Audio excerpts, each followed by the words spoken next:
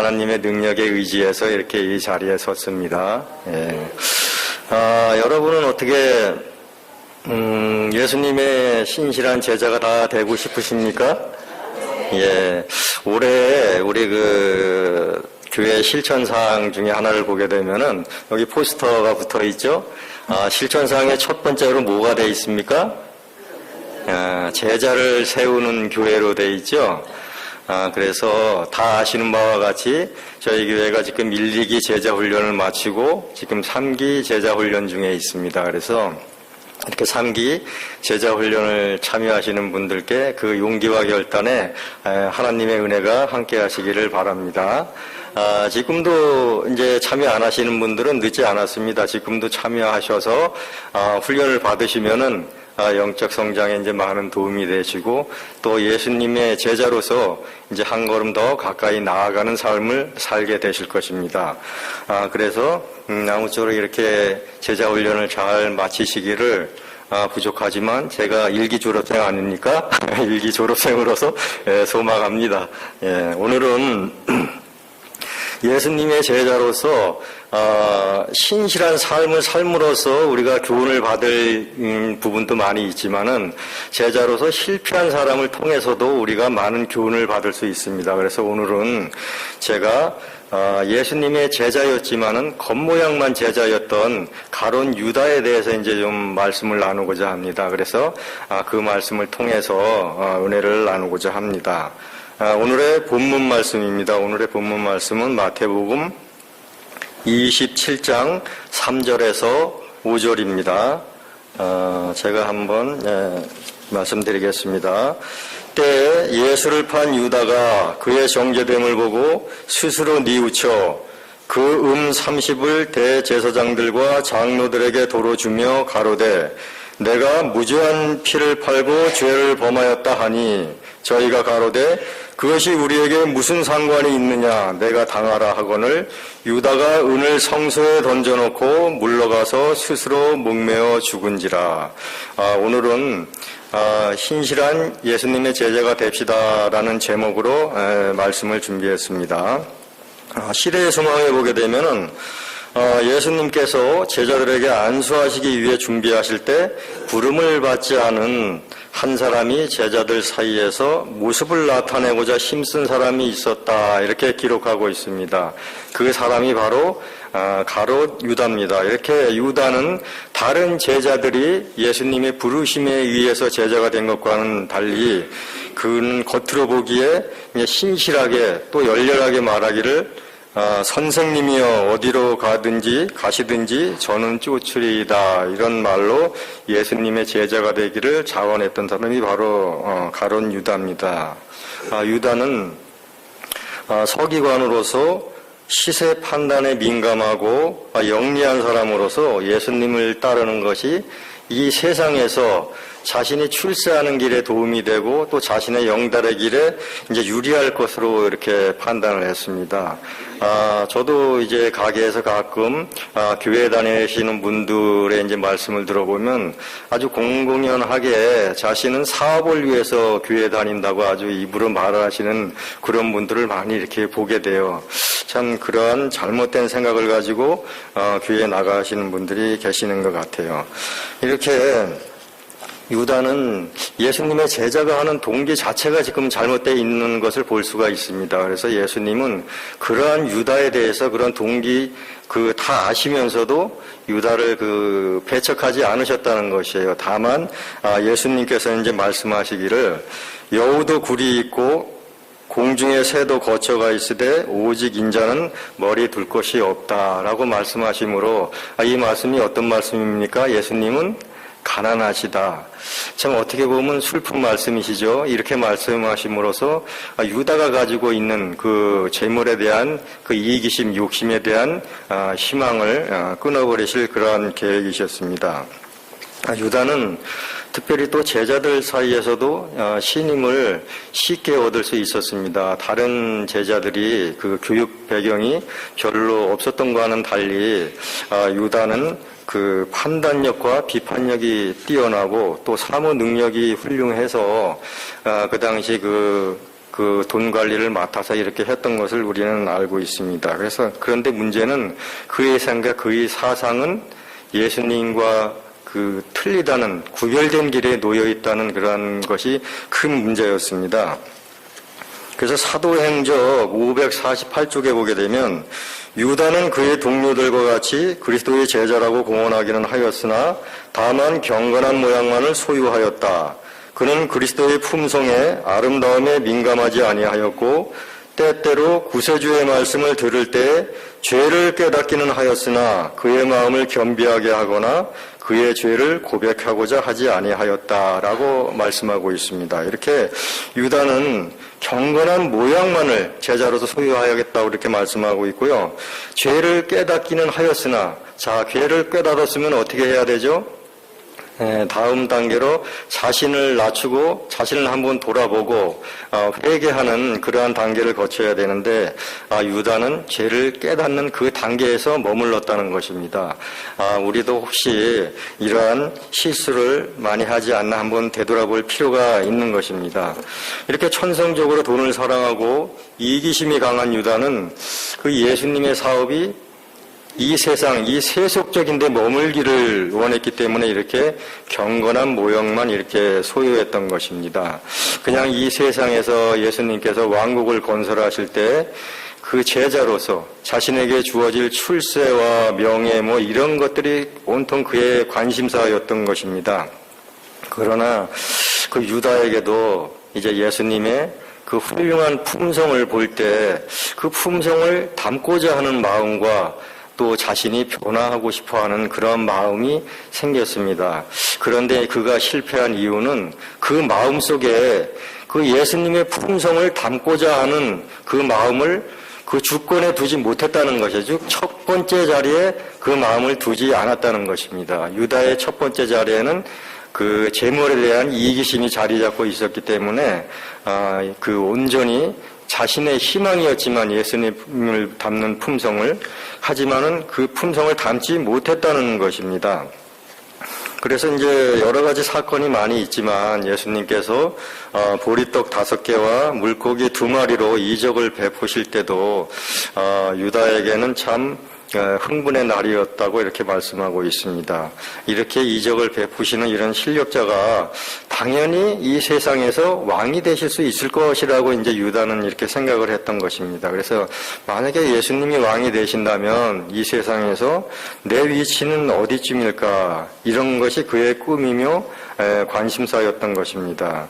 예수님을 이 세상의 왕으로 이렇게 삼겠다는 운동이 일어났던 것도 사실은 유다의 배후 조정에 의해서 일어났던 부분입니다.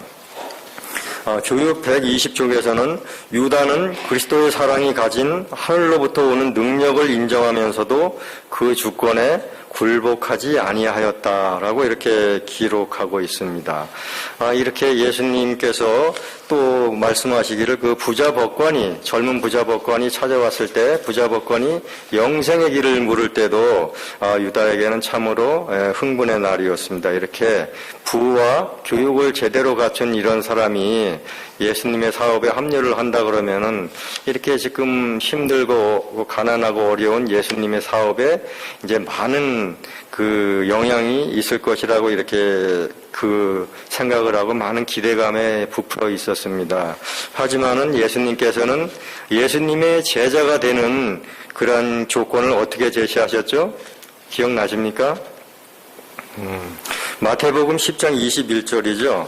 내 있는 것을 다 팔아 가난한 자들을 주라. 그리고 와서 나를 쫓으라. 이렇게 말씀하셨습니다. 어떻게 예수님이 제자가 되는 조건이 어렵습니까? 쉽습니까? 인간적으로 안목으로 보면 참 어려운 일이죠. 예.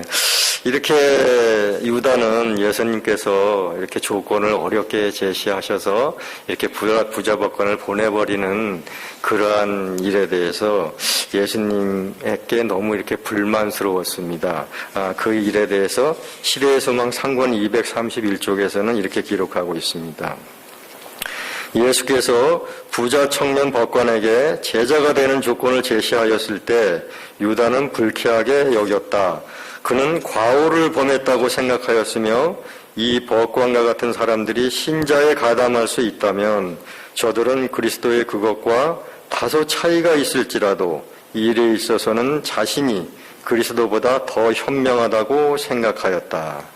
자, 유다의 그 이기심이 얼마나 큰 그 잘못을, 그 생각의 잘못을 가져오는지 우리는 알 수 있습니다. 여기 보면 예수님이 이렇게 하시는 것에 대해서 유다는 불쾌하게 여기고 예수님께서 과오를 범하고 계시다고 이렇게 생각을 했다는 것이에요. 더군다나 자신이 그리스도보다 더 현명하다고 생각을 했다. 참 너무나 엄청난 일이죠. 이렇게 이기심이 얼마나 죄된 생각을 가져오는지 우리는 유다를 통해서 다시 한번 볼 수 있는 것입니다.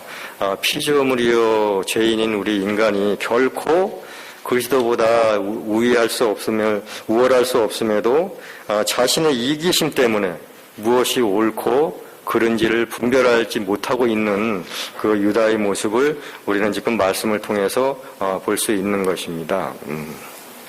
그리고 누가복음 9장 46절에는 또 이러한 말씀이 있습니다. 제자 중에 누가 크냐 하는 변론이 일어나니 라는 말씀이 있는데 유다는 이렇게 최고의 자리를 누가 차지할 것인가, 누가 크냐 하는 문제를 일으킨 장본인이기도 합니다. 유다의 이러한 그 특성 때문에 이 제자들 사이에도 이렇게 좀 반항적인 요소가 이제 들어오게 됩니다. 교육 121쪽에서는 그는 마음 가운데 자기 판단과 의견을 또한 남을 비평하고 비난하는 경향을 계속하여 품었다. 그 자신의 의욕과 양심은 은연중에 제자들에게 미쳐지고 있었다. 제자들이 권력 다툼을 하고 그리스도의 하시는 방법에 불만을 갖게 된 원인의 대부분은 유다에게 있었다. 이렇게 유다의 그 잘못된 이기적인 특성, 그러한 부분이 의욕과 양심은 은연중에 이렇게 크게 보이게 나타나는 게 아니라 소리 없이 이렇게 제자들에게 미치고 있는 것을 우리는 볼 수 있습니다.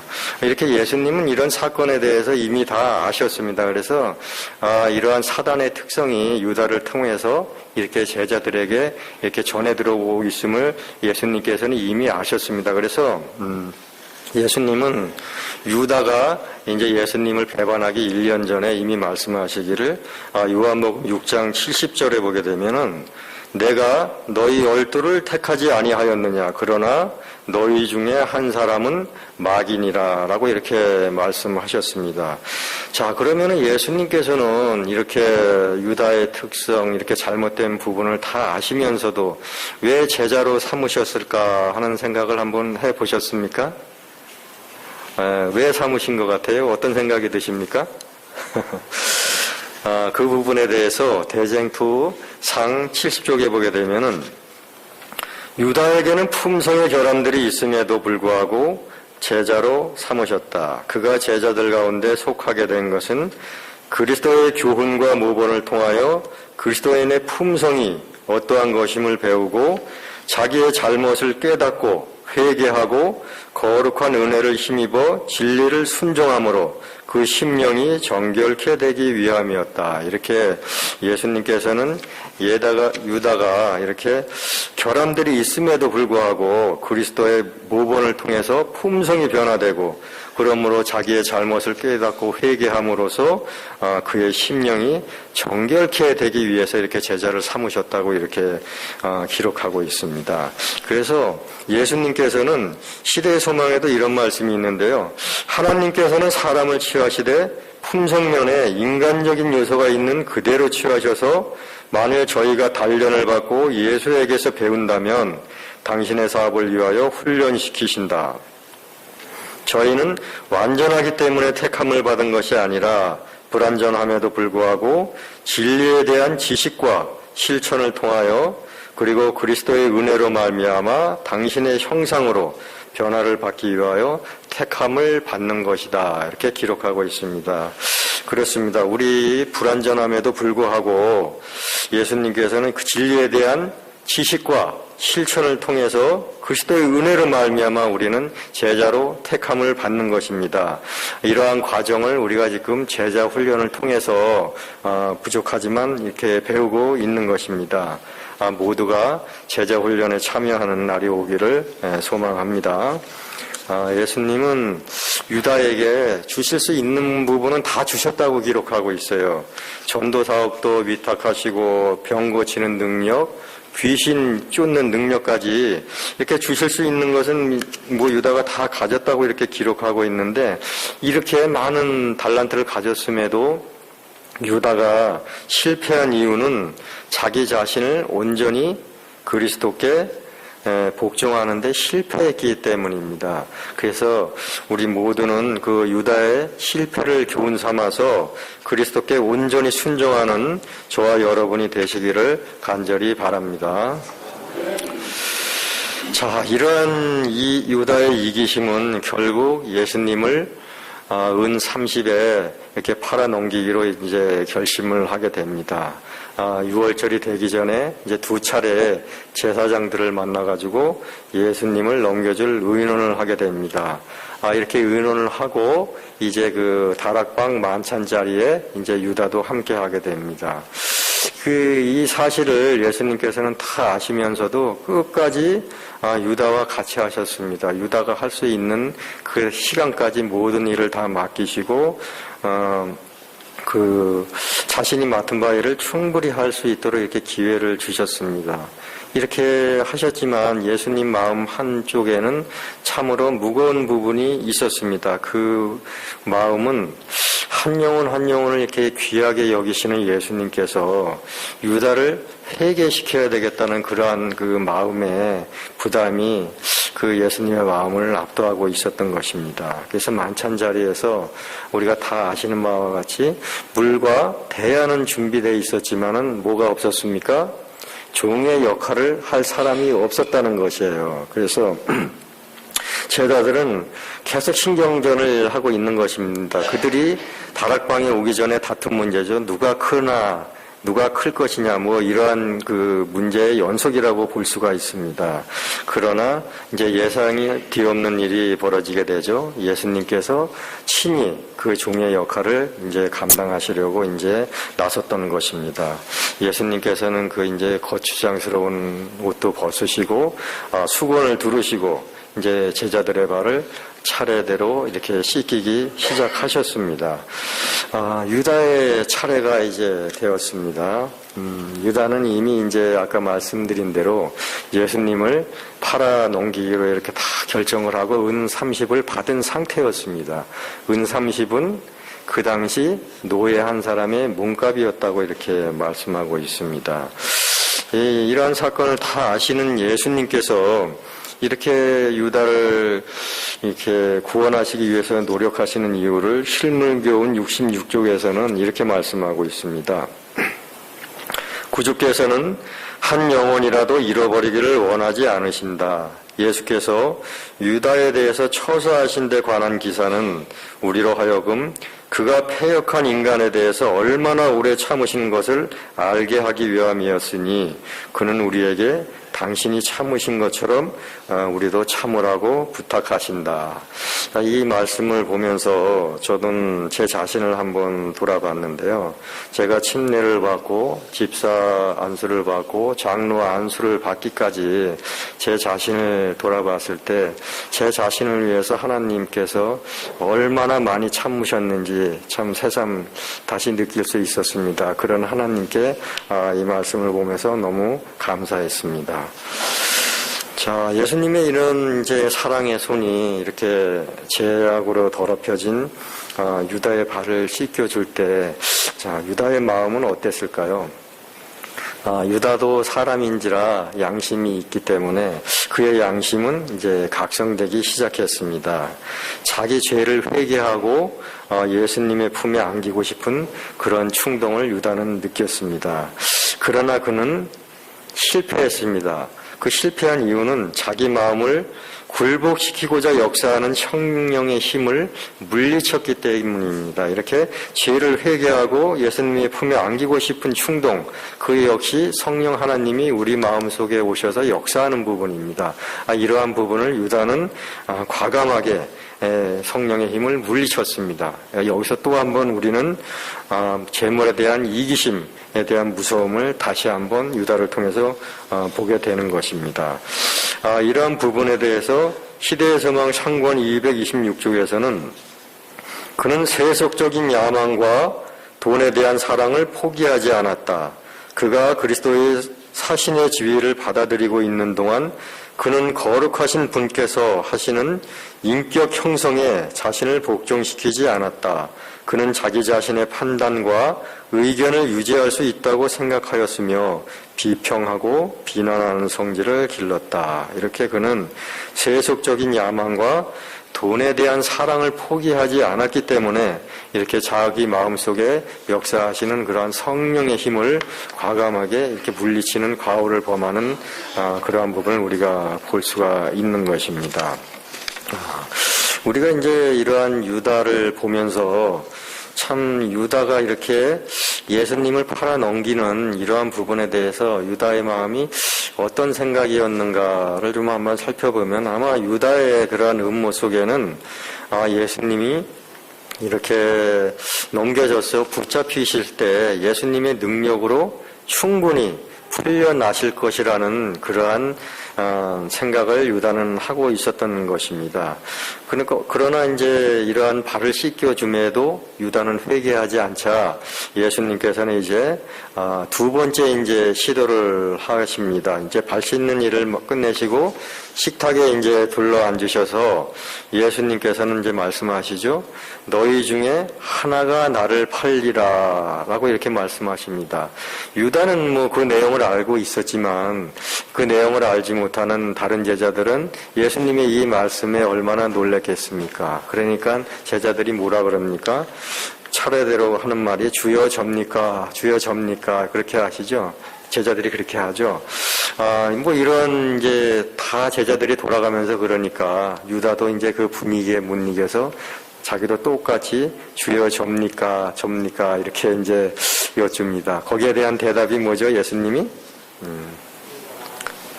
마태복음 26장 25절에 보면 내가 말하였다 이렇게 예수님께서는 말씀하십니다. 자, 이 얼마나 그 노골적인 지적입니까? 그럼에도 유다는 자신의 마음의 장벽을 무너뜨리지 않는 모습을 보였습니다. 그러자 예수님께서는 또 세 번째 시도를 하시죠. 내가 한 조각을 찍어다 주는 자가 그니라 하시고 예수님은 떡 한 조각을 찍어 유다의 입에 이제 넣어 주셨습니다.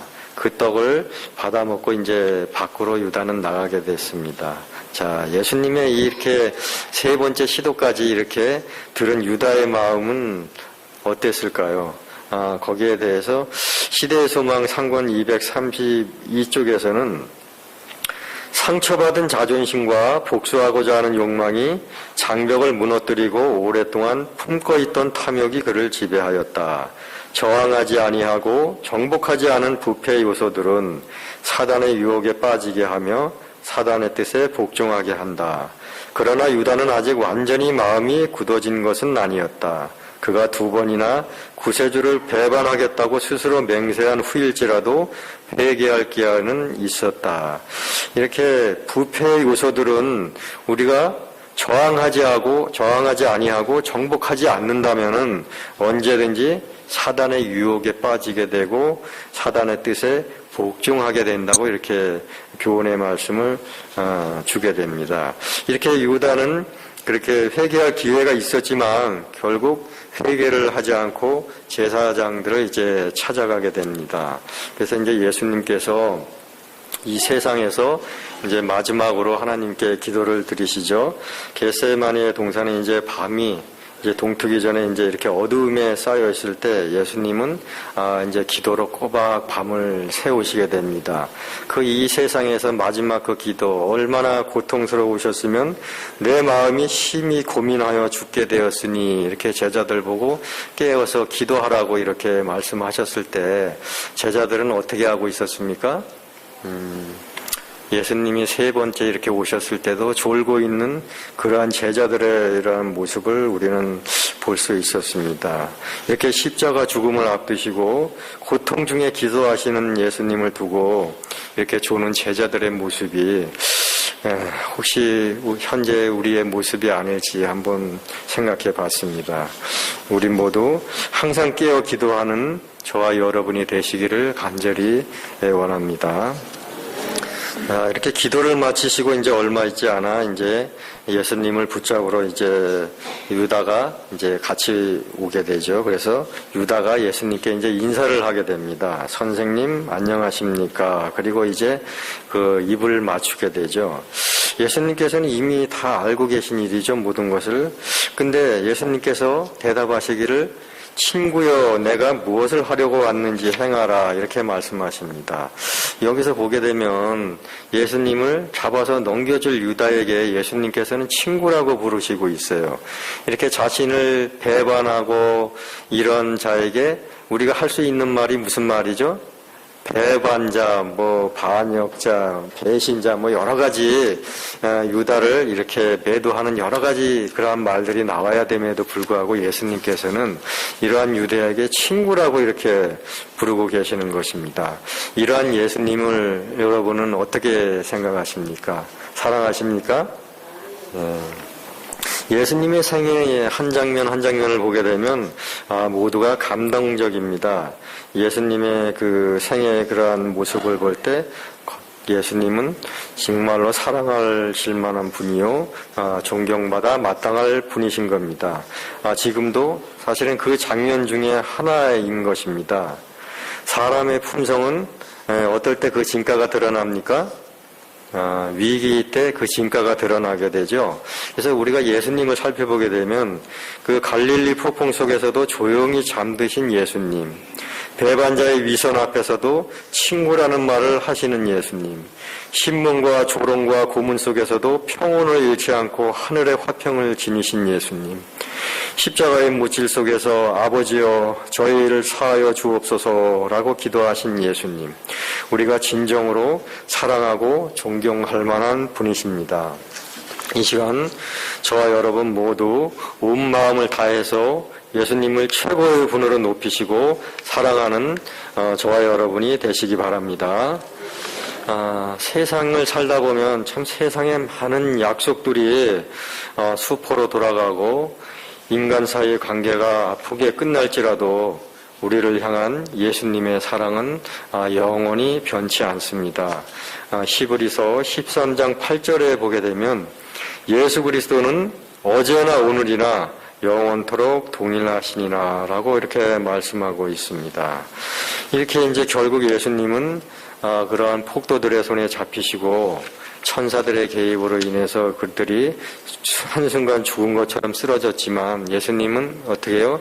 그 틈을 타서 도망하시지도 않으시고 결국은 이제 사로잡히십니다. 유다도 그러한 상황을 끝까지 이제 지켜보기로 이렇게 결심을 하게 됩니다. 이제 유다의 생각 속에는 끝까지 마지막에 예수님께서 그 능력으로 풀려나실 거를 이렇게 기대를 했는데 그러한 그 유다의 생각은 빗나가고 있음을 자신이 이제 느낄 수 있었습니다. 이제 그 가야바 법정에서 그 재판은 순조롭게 아주 일사천리로 이렇게 진행돼서 이제 판결까지 났습니다. 이제 예수님은 빌라도에게 넘어가서 이렇게 예수님의 사형 집행은 이렇게 빌라도에 이렇게 판결만 남았었죠. 이러한 상황에서 이제 유다는 예수님이 풀려나지 않자 그의 불안한 마음은 이제 공포로 이렇게 바뀌게 됩니다. 그래서 이제 유다는 어떻게 합니까? 자기 실수를 만회하고자 하죠. 그래서 이제 초기 문제 176쪽에 보게 되면 유다는 심한 가책을 느끼며 예수를 넘겨준 자기의 반역적 행위를 부끄러워하였다. 그리고 그는 구주께서 가진 모욕을 참는 것을 보고 땅바닥에 주저앉아 버렸다. 그는 예수를 사랑하기는 하였으나 그보다 돈을 더 사랑하였다. 그는 예수께서 자기가 넘겨준 폭도들에게 고통을 당하시리라고 예상하지 않았다. 이렇게 유다도 예수님을 사랑했던 예수님의 한 제자였던 것은 맞습니다. 그러나 그의 마음속에 예수님을 사랑하는 마음을 첫째로 두지 않았다는 것이 큰 문제였던 것입니다. 그는 그 예수님보다 돈을 더 사랑하고 그 그 재물을 사랑하는 마음이 그 마음 속에 더 깊이 자리 잡고 있었던 것입니다. 이렇게 이제 양세임의 가책을 느낀 유다는 재판적으로 가서 이제 은 30을 내어놓고 뭐라 그럽니까? 내가 무죄한 피를 팔고 죄를 범하였다 하고 이렇게 부르짖습니다. 어떻게 보면 유다의 절규라고 볼 수가 있는 것이죠. 거기에 대한 답은 뭡니까? 그것이 우리에게 무슨 상관이 있느냐, 내가 당하라 하는 아주 그 냉정한 이러한 반응뿐이었습니다.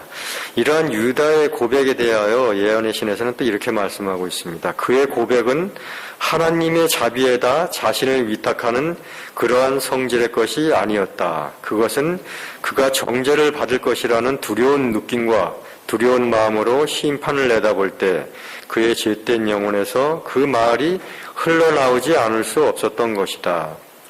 그분을 넘겨준 행위에 대해서 가슴을 찢는 영혼의 깊은 슬픔이 있었던 것은 아니었다. 그의 고백은 단지 이기적이고 어두운 마음에서 촉발된 것이었다. 즉 이 말씀은 유다는 죄의 결과를 무서워했다는 말입니다. 그래서 그의 회개는 죄 자체를 이렇게 미워하는 회개가 아니고 자신이 받을 심판이 두려워서 나타난 일종의 이제 후회였다고 이렇게 기록하고 있습니다. 그래서 회개에서 그 벗어난 그러한 후에는 용서받을 길이 없는 것입니다. 그래서 이제 유다는 이러한 양심의 가책을 어떻게 처리할 줄을 몰랐습니다. 그래서 그 처리 방법으로 어떠한 방법을 택하게 되죠? 자기의 목을 어떻게 나뭇가지에 걸게 되는 이런 아주 잘못된 선택을 하게 됩니다. 그러나 우리가 이렇게 힘들고 어려울 때 이렇게 우리가 찾을 곳, 우리의 그러한 가책받은 양심이 찾아갈 곳은 나뭇가지가 아니라 어디입니까? 예수님의 품인 것입니다. 예수님을 찾는 것이 우리의 유일한 피난 수단인 것입니다. 어려울 때나 슬플 때나 우리의 피난처 되시는 찬미에도 이제 그런 찬미가 있으시죠.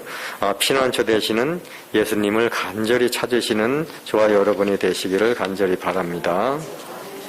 예수님은 단 한 영혼이 당신의 은혜의 복음을 받아들일지라도 그리스도께서는 그 한 사람을 위하여 당신의 수고와 굴욕의 생애 그리고 치욕의 죽음을 택하실 것이라고 이렇게 말씀하고 있습니다. 마지막 순간까지 유다를 이렇게 결코 놓지 않으시려고 이렇게 몸부림치셨던 예수님, 그 모습 속에서 우리에 대한 주님의 절규를 어렴풋이 이렇게 우리는 느낄 수 있는 것입니다. 우리가 유다와 같지는 않을지라도 우리의 모습을 한번 돌아보시는 그러한 시간을 가졌으면 좋겠습니다. 우리는 이렇게 오늘 유다의 생애를 보면서 하나님께 인정을 받을 수 있던 한 사람의 생애가 자신의 이기심으로 인해서 이렇게 슬픈 종말을 고하게 됨을 우리가 볼 수 있었습니다. 그래서 이기심은 이런 이기심의 특성은 하늘의 기쁨과 감사를 사라지게 합니다. 예수님이 사랑이 너무 감사하여 그것을 행동으로 표현하는 그러한 막달라 마리아의 행위를 그러한 그 비싼 300데나리온이라는 거금의 향유를 예수님께 부은 그 사건을 낭비라고 이렇게 비난하는 그러한 유다의 이기심은 우리에게 진정한 하늘의 기쁨을 사라지게 하고 우리도 그렇게 생각한다면은 하늘의 기쁨을 사라지게 하고 끝없이 자신의 이익을 위하고 그것을 정당화시키기 위해 몸부림을 치는 그러한 특성을 우리가 버리지 못할 것이라고 이렇게 말씀하고 있습니다. 그래서 중언부감 2권 83쪽에 보면 자아에 대한 사랑이 그리스도와 그분의 사업에 대한 사랑보다 더 강한 자들은 그들 자신의 이익을 첫째 자리에 놓고 그것들을 수호하고 유지하기 위하여 거의 모든 수단을 가리지 않을 것이다. 이렇게 자신의 이익을 첫 번째 자리에 두는 사람들은 그런 거의 모든 수단을 가리지 않고 자기의 이익을 위해서 이렇게 이기심을 발동한다는 것을 이렇게 중간보관에서는 말씀하고 있습니다.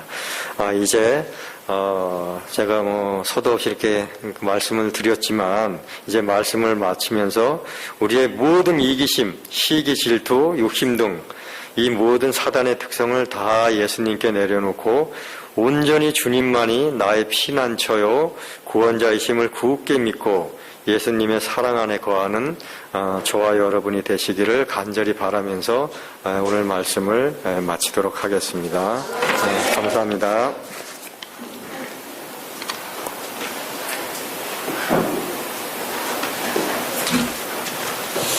네, 좋은 말씀 감사합니다. 다 함께 일어나셔서 말씀을 생각하시면서 455장